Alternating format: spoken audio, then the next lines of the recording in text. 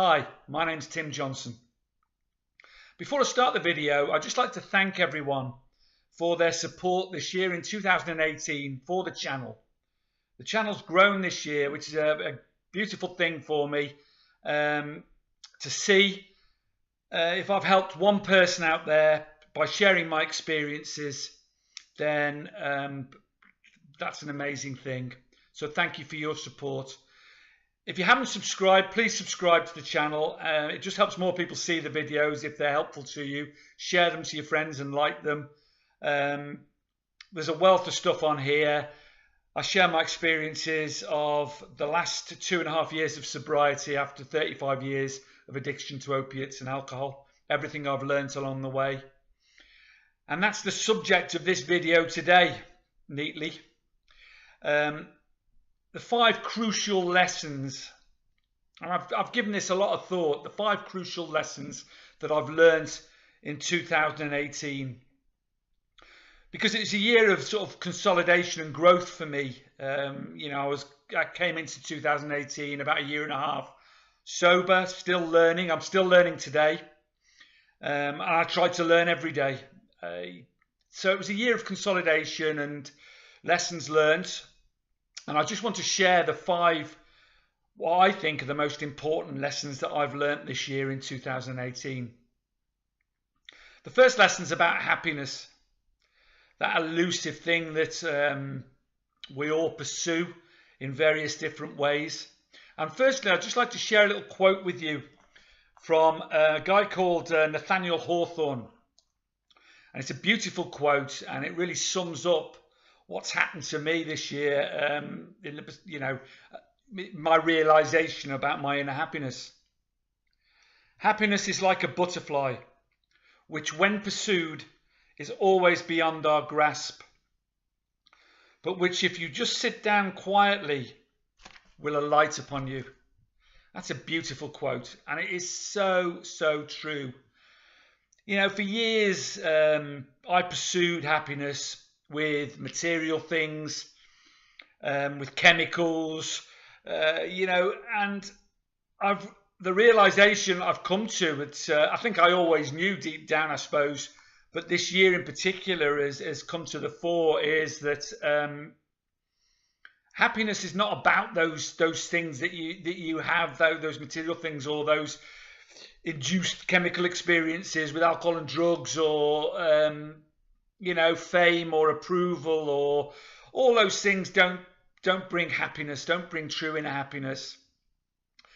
What I've discovered this year, and it's been particularly pertinent to me this year because of the things that have happened, is that true happiness is in the moments that take your breath away. Those experiences of family and of love. For me this year, my daughter getting married, my other daughter getting a fantastic new job, my oldest daughter expecting a baby in June. These moments are true happiness. This is what real happiness is all about. It's inside you anyway. If you pursue it and search for it outside of yourself, you won't ever find it. The true happiness is in moments that you can't find anywhere else. It might just be sitting out, looking at the sunset. It might be watching a beautiful bird alight on a beautiful plant. And these moments, these snapshots, bring you real happiness. Not induced happiness, not happiness brought on by trying to buy your way into it, or searching for it via likes on Facebook or fame, or whatever and certainly not by chemicals like alcohol and drugs. So that was number 1 lesson. Number 2 is about my body and my mind. And again, this has been consolidated this year. There's masses of information on the internet now, scientific information, about the link between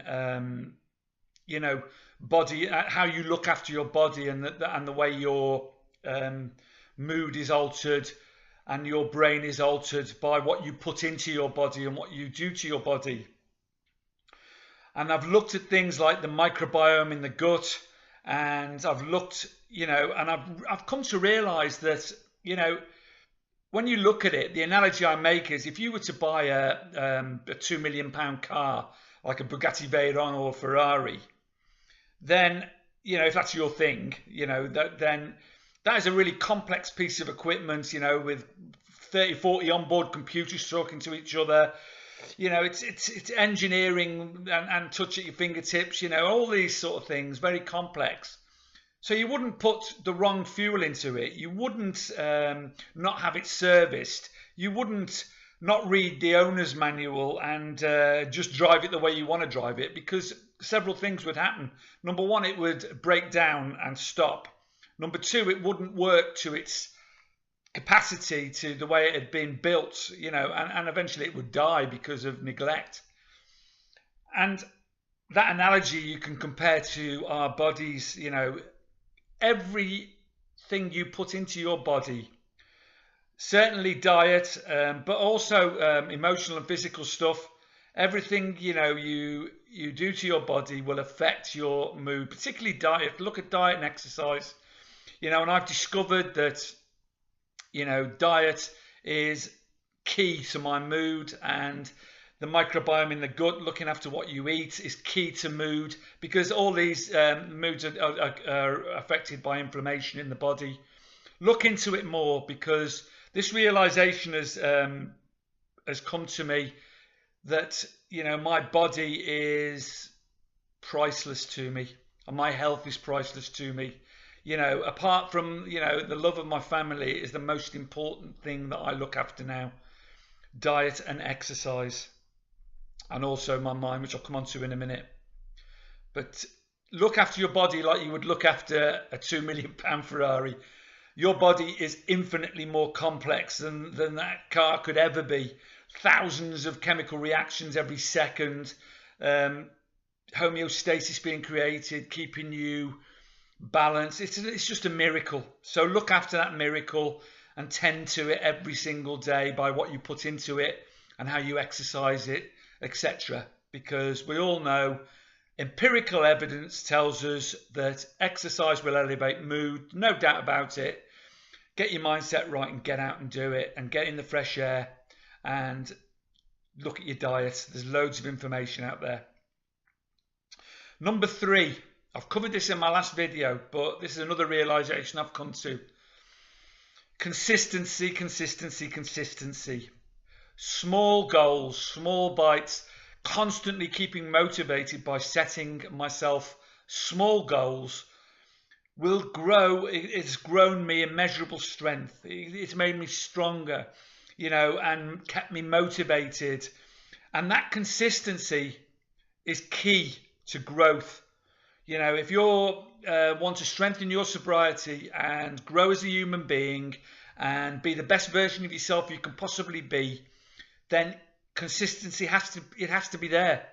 Otherwise, forget it. It just won't happen. It's no use, as I said in my last video, pounding yourself at the gym for a couple of days and then not going for 6 weeks. It's no use starting a diet and then by the end of the week falling out of it and leaving it a week before you start it again. Consistency. But set yourself achievable small goals and you will stay motivated. Not only that, the consistency will bring you strength and long-term growth, and you won't lose that. It'll just get better and better and better. So that's number 3.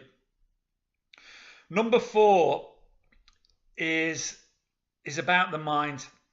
Make your beliefs and your beliefs make you. Is something that I follow that advice.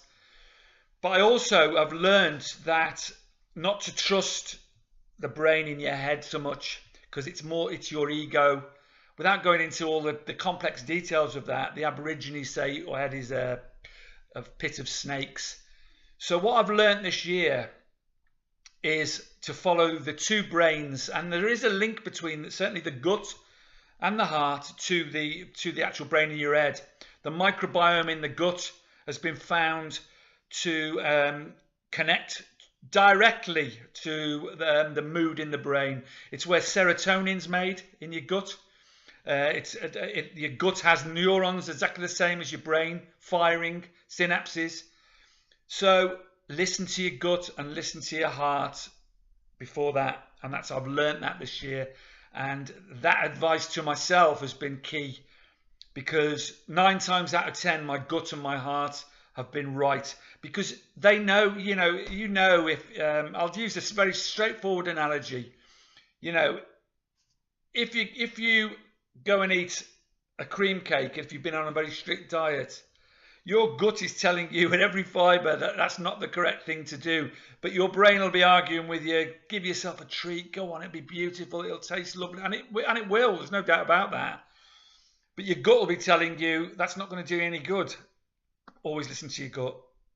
And that's a simple analogy, but translate that into everything that you do in your life, and you won't go far wrong, because 9 times out of 10, your gut and certainly your heart will be right. These sayings, go with your gut and listen to your heart. They don't come from, they come from ancient cultures. They're part of us, and listen to them. But at the same time, in there, tell yourself, like I said here, make your beliefs and your beliefs make you. One of the key things that I've learned this year is that I am enough. I never thought I was worthy of anything. I never had any self-respect. And a lot of that was linked, I'm not going to go into great depth now, it's all on my channel. But a lot of that was linked to my early life, my childhood, and things that happened there. And belief systems that, things I told myself, stories I told myself as I grew older. And the stories you tell yourself, your brain will believe. Your brain is programmed, your pit of snakes, if you like, is programmed to avoid pain, avoid you feeling pain. It's also programmed for you to experience the familiar. So if you keep telling yourself you're not worthy, you can't do something, you're not enough, and all these things, it becomes a self-fulfilling prophecy.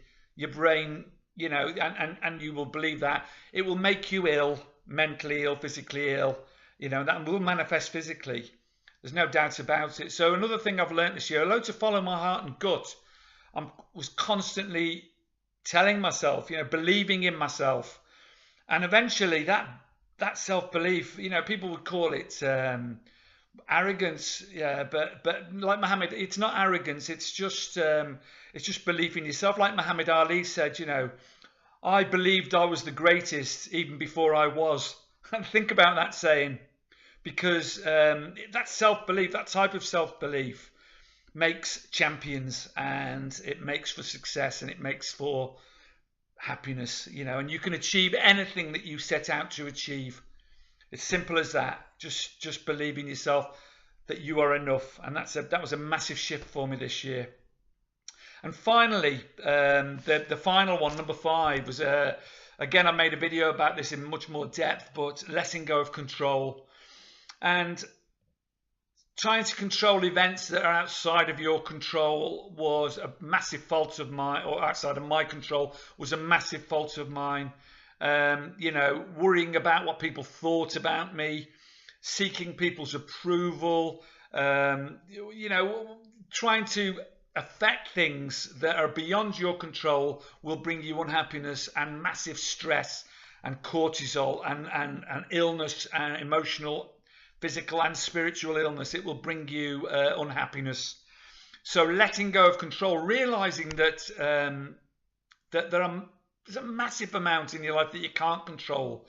Like I said, I've got a tattoo on my wrist there. You can't see it on the thing, but it's Wu Wei, because I follow the Tao Te Ching, and the Wu Wei means non-action. In other words, it means sort of translation was sort of go with the flow, or the path of least resistance, and that's not a negative thing. That just means that there's massive amount that we can't control. We can't control other people's thoughts and actions. The only 2 things we can control are our own thoughts and our own actions. And that was a massive realization for me this year. So, everything you do, becomes you, basically, and to let go of that. And it was a massive relief for me this year. So all in all, 2018, I mean, there's many other lessons, and I learn every single day. But 2018 for me was a brilliant, fantastic year, and I learned that I could have a great time at parties without I didn't need alcohol or drugs. True celebration and true happiness was inside of me, and I partied like a good one on my daughter's wedding, without a drop of anything chemical in my body, apart from happiness and on the chemicals that releases into your body. So there are 5 lessons I've learned. I hope that was useful for you, and please subscribe, please like, please share if you think it'd be useful for anyone. And don't forget, Carpe Diem, seize the day today. It's a great life. Thank you. Bye-bye.